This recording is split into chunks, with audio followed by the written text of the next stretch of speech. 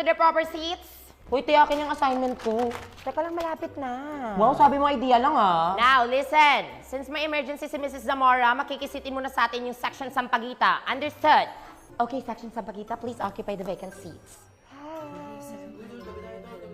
Okay, class, settle down. Ano to, value of wine, no? Ate X. Ha?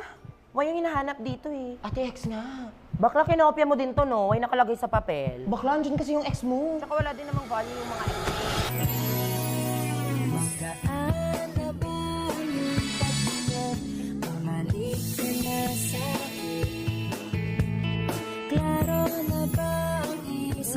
Okay, how was everyone? Okay lang, ma'am. Ako? Okay naman, Gagi. Ano ka ba, matagal na.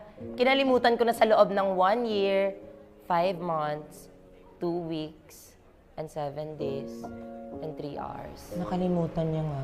Anyways, let's move on. Sana yung iba din. Speaking of moving on, let's have a quick recap. What did you learn about our lesson yesterday? Can someone volunteer? Lesson? Naku, ma'am, marami. Saan tayo magsisimula? Doon sa algebra? Nasa tagal-tagal kong nag-solve, mali pala. Na minahal ko siya.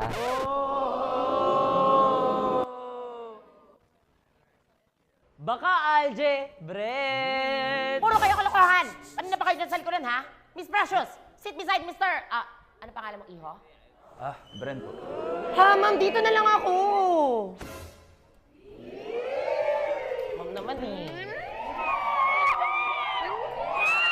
Comeback na ba to? Muli! Ibalik ang tamis sa pag-ibig. Kaya pa yan, late game! Tigil niyo nga yan para kayong mga bata. Ma'am, ayoko nga dito. Kahit sa ibang seat na lang. Kakaupo mo pa nga lang, iiwanan mo na ako agad.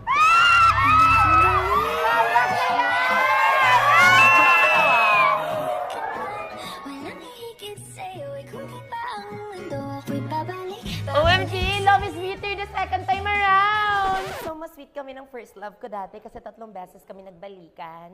Ma'am, baka diabetes na yan.